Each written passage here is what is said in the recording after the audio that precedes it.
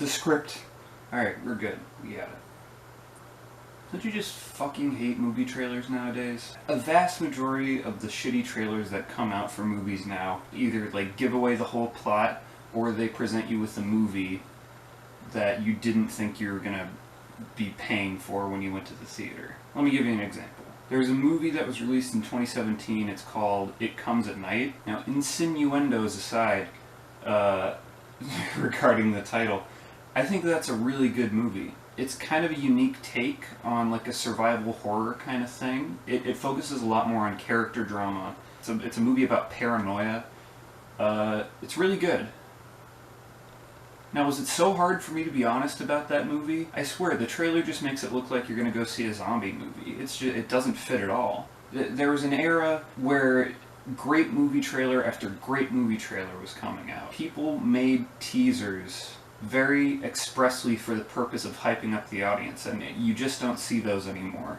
And that, my friends, is what I would like to talk about today. A good teaser, it's like a short film that you get to see that will hype you up for the movie to come.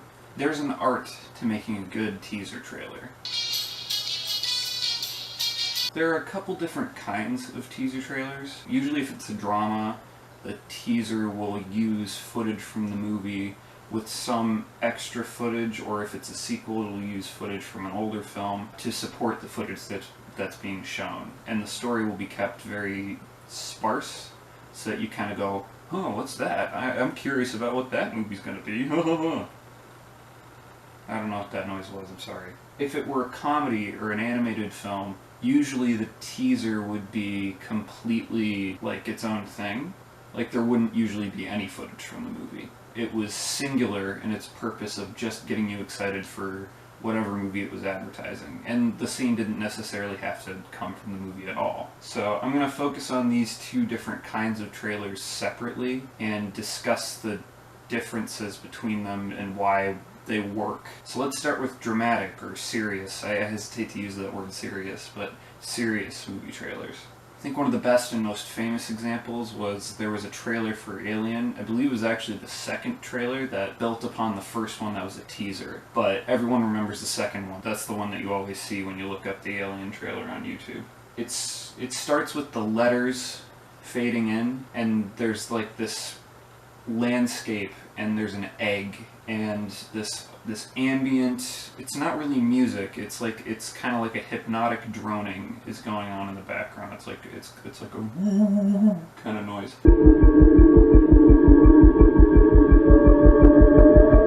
Then the egg cracks and some light comes out, and then it's followed by a series of shots from the movie, and there's like this wailing noise in the background. It's like woo, woo.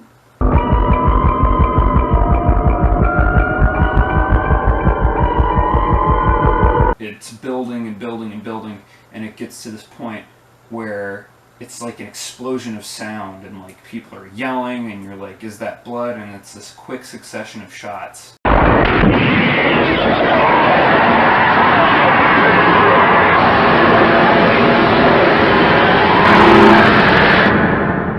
And then it stops on this frame that says, in space, no one can hear you scream.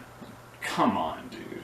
It's so good. The Prometheus trailer, when that movie was announced, was similar. It had the letters fading in the series of shots, and it was trying to pay homage to that old trailer, but it's got like this obnoxious Inception blah music with the wailing, and it's kind of cheesy. The end of the trailer is like the worst part. They went looking for our beginning.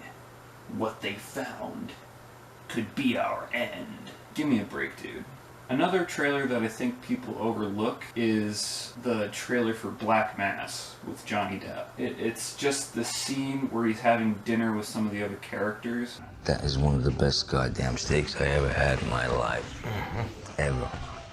What's the family secret recipe? It's ground garlic and a little bit of soy. That's it? Yeah, that's it. That's it. All of a sudden he gives this really imposing speech. No. You said to me this is a family secret, and you gave it up to me, boom. Just like that. and you get this series of shots from the movie. It's a great showcase of his acting. In the end, the movie's just kind of okay. That's the power of an excellent trailer, because I was pestering my family to take me to go see it. An example of a great trailer that fucking tricked me into going to see a movie was the Avengers Age of Ultron trailer. Now that's a movie I don't like, but the trailer was so good. You're all puppets. Tangled in strings. I'll admit, I was very excited to see this movie. Even though the stakes were so high in the trailer and it seemed really like this intense world-ending conflict, it was like, yeah, so is every other fucking dumb superhero movie from Marvel. Dark Knight Rises is one of those movies that I almost consider a guilty pleasure, even though I think it's good. In the film community, it's kind of looked down upon as not as good as The Dark Knight, and therefore bad. I don't think that's true. I think the movie's flawed, but it's good. Like, it's forgivable in a post-Batman vs. Superman landscape. I'm willing to forgive a lot of the plot holes because it's not that bad. But this is one thing I will not give ground on. The fucking teaser trailer for this movie is rock solid. It uses footage from the previous two films, like just a few little shots to support what's going on in the trailer and to establish a sense of finality, of like, this is the end of a journey. We get little glimpses of the actual movie. We see Gordon in a hospital bed. We see just like a millisecond of Bane. And all the while we're getting this VFX shot of like these buildings crumbling. It points up to show that it's in the shape of a bat, and then it goes into the white light and it says The Dark Knight Rises. And then you get like 2 seconds of Batman right at the end. It's tremendous. It's this great cocktail of teasing. Maybe that's not the phrasing I was looking for. Now let's talk about the more lighthearted family comedies or just straight up comedies and how their teasers are so different. A great example, and one that's kind of famous, is for Austin Powers 2. It tricked the audience into thinking it was a trailer for Star Wars. Now, the saga will continue. You were expecting someone else? It's really funny, and it's a great use of known characters to subvert an audience's expectations and go, oh, yeah, that's really good. It's like Star Wars, but it's Dr. Evil. Yeah. If you see only one movie this summer, see Star Wars.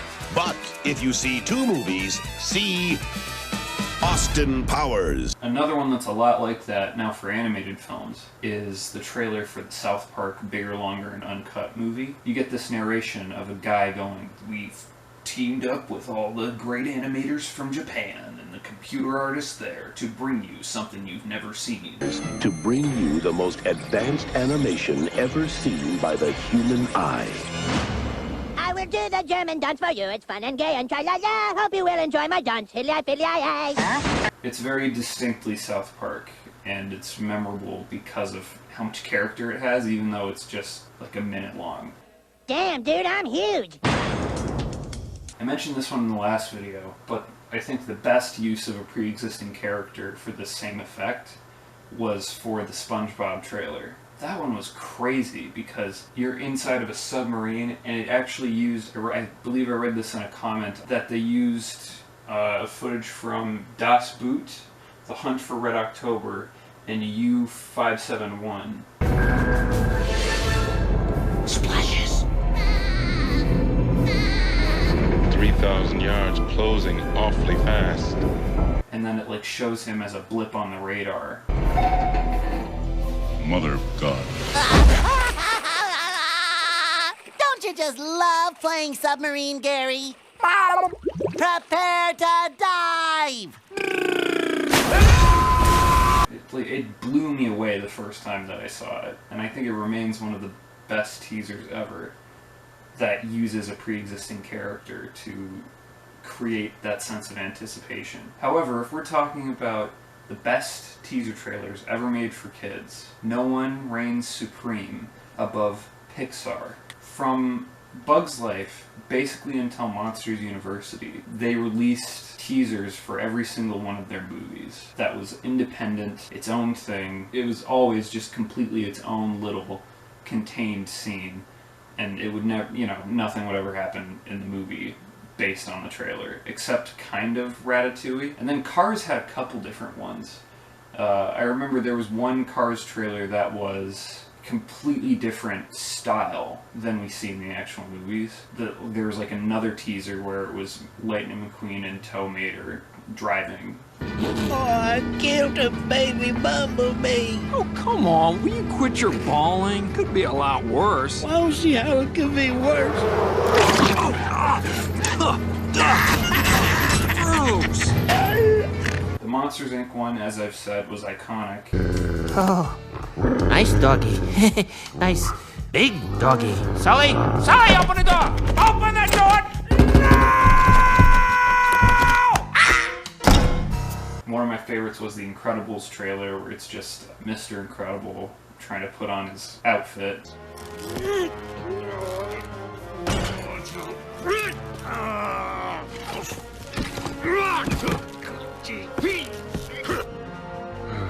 I rewatched the Bug's Life one because that was the first one ever. Oh, I didn't know it was connected. Sorry. But perhaps the one that stood out to me the most was the trailer for Up. I don't know what it was about it, but there was like, okay, let me just explain. Officer, I can explain. So it starts, it's just a blue sky. Balloons, what the fuck? Okay, alright. Okay. Interesting. Afternoon.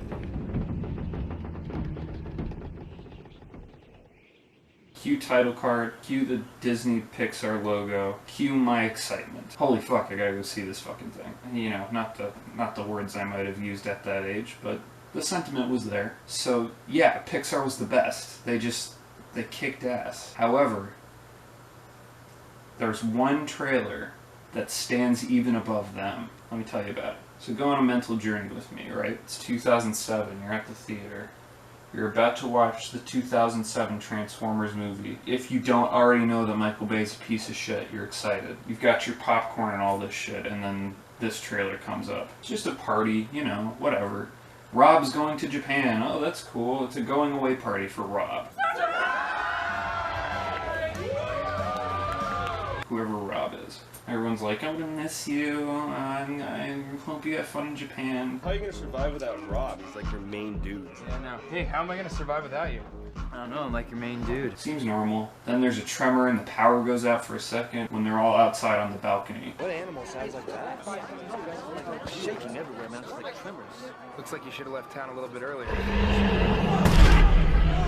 There's a huge roar and you see an explosion come from the middle of New York City. Debris flying, they all run inside and they run down the stairs and they're like falling over and flipping out and it's fucking crazy. God, it's alive! It's huge! And then a thing bounces off one of the buildings, lands and hits a car and it rolls. Holy shit, it's the head of the Statue of Liberty. Cut to black. From producer J.J. Abrams. You get another clip of one of the partygoers, whatever. And then nothing. No title, no release date. No one knew what this movie was. It wasn't until later that we would find out that this was Cloverfield. And it was the best viral marketing campaign ever put to screen. And since then, J.J. Abrams has tried to revitalize Cloverfield a couple times by just taking a pre-existing movie, slapping Cloverfield on the front, and then putting it out. And, you know, that's why all the best parts from 10 Cloverfield Lane have nothing to do with Cloverfield. It's everything that has been done with that franchise since the 2007 2008, whenever it came out. Since that movie, everything done with the franchise has been in an effort to rekindle the excitement that came from that viral marketing campaign, and it's never been done. Honestly, I don't see another marketing campaign topping that. So the last question that remains here is there still hope for trailers to be as good or as exciting? And I think, yeah. The last two trailers I want to discuss prove this beyond a shadow of a doubt, and it was for The Lighthouse. Now, The Lighthouse trailers are not technically teasers, but they're as good as a good teaser. They give you a little bit of the story, you get a little bit of Willem Dafoe, you get a little bit of Robert Pattinson. What? What? And you get a bunch of visuals that are never explained, and you get that song.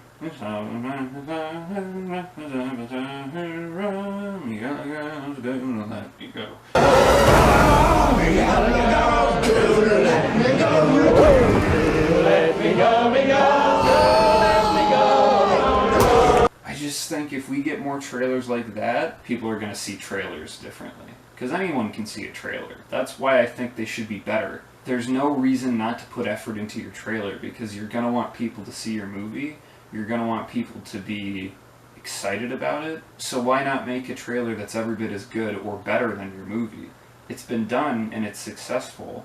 And it's worked on me, of course, a couple times. So yeah, I know this video is a little bit longer than the last one. I guess I just had a lot to say about movie trailers. Hope you enjoyed. Got a couple more vidges in the oven, so look forward to those soon. I'll tease you later, alligator.